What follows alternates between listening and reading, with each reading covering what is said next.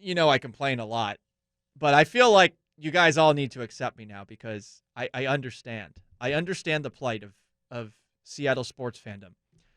Last night, I wanted to punch my television when we got into the phase of the game that involved Brian Griese and his endless love for Carson Wentz.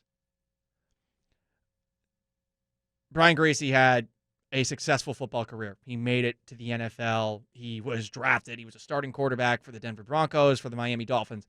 But I'm sorry, I don't want to hear an ex-quarterback making excuses for a quarterback that's not good. This fraternity that these guys have, whether it's Tony Romo with Tom Brady on Sunday or it's Griese with Wentz, stop.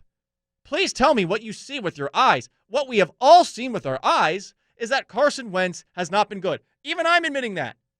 Me, the person who was convinced that this guy's an elite quarterback. The guy's not good. He just isn't. There's nothing wrong with that. But please don't tell me that what I'm seeing is wrong. Because then I will bring up the fact that you got replaced by Jake Plummer.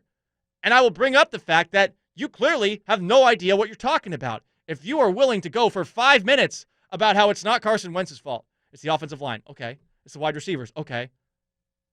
At some point, it falls on Carson Wentz. It can't be a result of those two things, but that was ridiculous. He just went on. And there were a couple of times where Steve Levy tried to pull him out of it. The idea that you do not go to Jalen Hurts last night, they had no chance to win. What did you have to lose? And by the way, you're out. You're out of this race right now. Yes, it's the NFC East. I suppose you can get right back into it. There are still 5 games left, and all of these teams are wretched. And that's why it's fantastic that the Seahawks have not just the Giants and the Jets, but also Washington football team over the next 3 games. They have a legit shot at the 1 seed. But guess what? As the conversation shifted to, hey, the Seahawks are 8-3, the relevant team in this football match that we are discussing, as they looked at the schedule ahead, it turned back into an NFC East standings discussion. No one cares about the NFC East. But Paul, actually, that's where the biggest markets are. Fine, I don't care about the NFC East. None of us here care about the NFC East. And I finally understand what it is to be angry at an East Coast bias.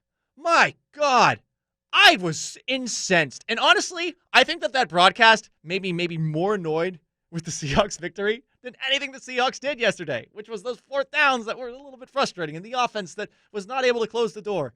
Brian Griese making excuses for Carson Wentz and then just bringing everything back to the NFC East. Save that for First Pizza. Save that for Speak for Your Pastrami. Like, I'm sorry. We don't need that. We get plenty of it every single morning. So, Brian Griese, I'm going to write you a letter. Dear Brian Griese, it's your friend, Paul Gallant. Stop.